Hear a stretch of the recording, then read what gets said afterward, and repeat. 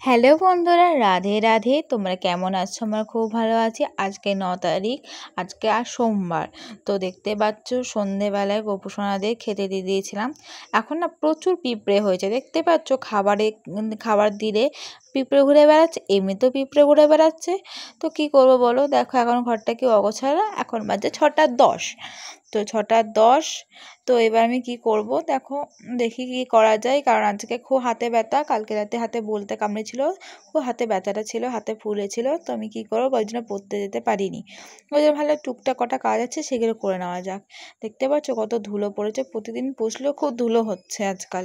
ওই দেখো বইগুলো আমি ওখানে রেখেছি, আর আজকে সকাল থেকে প্রজেক্ট করছিলাম। তো সব প্রজেক্ট আমার তৈরি হয়ে গেছে। চলো দেখাই তোমাদের আমি কীরকমভাবে প্রজেক্ট তৈরি করেছি। তো দেখো আমি একটা তেল বানিয়েছিলাম, সেই তেলটার জন্য আমার চুল ওঠা কমে গেছে। আর আমি জানো, এটা লজ্জার বিষয় না, সব স্কুলে প্রাইভেটে গেলে মাথায় খুব উকুন হয়, সেই উকুনটা দূর করতে সাহায্য করেছে এই তেলটা। কিভাবে বানিয়েছি আমি এটা, সেটা তোমাদের সাথে পরে একটা ভিডিওতে আমি শেয়ার করব। তো তোমরা যদি ভিডিওটা দেখতে চাও তোমরা কমেন্টে জানিও। তো আমার ভিডিওটা তোমাদের কেমন লাগে সেগুলো তোমরা কমেন্টে বলো, তোমরা কীরকম ভিডিও চাও সেটাও বলো। তো দেখো আমার প্রজেক্টগুলো, এটা বাংলা প্রজেক্ট, দুটো বাংলা প্রজেক্ট, কারণ দুটো ম্যামে দুটো বাংলা প্রজেক্ট। আর এটা হচ্ছে দর্শন, আর এটা হচ্ছে তোমার ইংলিশ প্রজেক্ট। তো আর এইদিকে হচ্ছে তোমার পুষ্টিবিজ্ঞান, আমি নিউট্রিশন। আর এটা হচ্ছে ফিজিক্যাল এডুকেশনের প্রজেক্ট।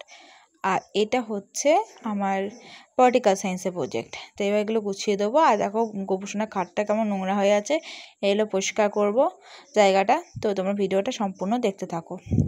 তো এবার প্রজেক্টগুলো আমি গুছিয়ে একটা প্যাকেটে ঢুকিয়ে রাখলাম, মানে খাপে। তারপরে দেখো এখানে সব গুছিয়ে গাছিয়ে রেখেছি। গোপুসোনার খাটগুলো এবার ঝেড়ে বুঝে একদম ভালো করে পেতে দেবো, কারণ ওরা ঘুমাবে একটু পরেই।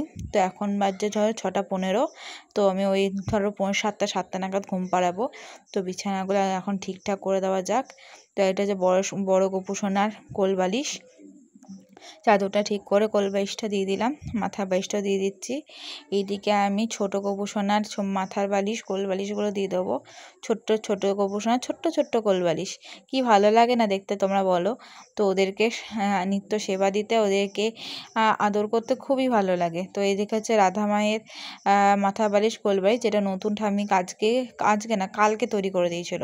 তো এই দেখো বিছানাটা গুছিয়ে রেখেছি, এদিকে একটা কাপড় রেখেছি, কারণ বড় গোপুসোনা না একটু পড়ে যায়, যাতে পেছনের পায়েটা একটা সাপোর্ট দেওয়ার জন্য। তো এদিকটাও গোছানো সব হয়ে গেল। আর গঙ্গা জল ছিটিয়ে দিয়েছি চারিদিকটায়, আর একটু জল চেষ্টা করেছি, জলটাও খেয়েছি। তো এবার আমি উপরে যাব, তার আগে দেখো ঘরটা আমি ঝাড় দিয়ে দিয়েছি।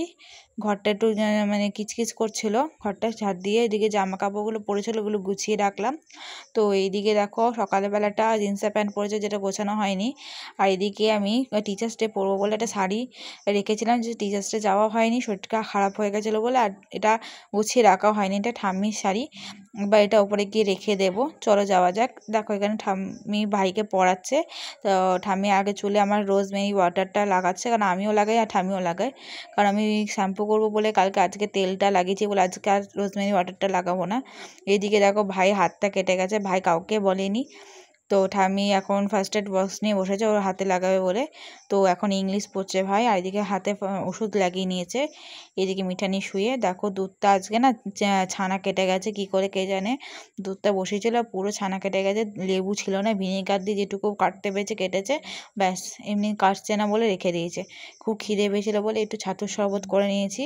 দেখো কটা মুড়িও ভাজছে, কি করে মুড়িটা এলো আমি জানি না। তো চটাপট করে আমি এক চুটকিতে খেয়ে নিলাম।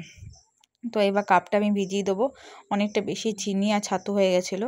তো যাই হোক, এবার গোপুসোনাদের নিচে এসে ঘুম পাড়িয়ে দিয়েছি। রাধা মাকে জামা কাপড় ছাড়িয়ে প্যান্ট পরেই ঘুম পাড়িয়ে দিয়েছি।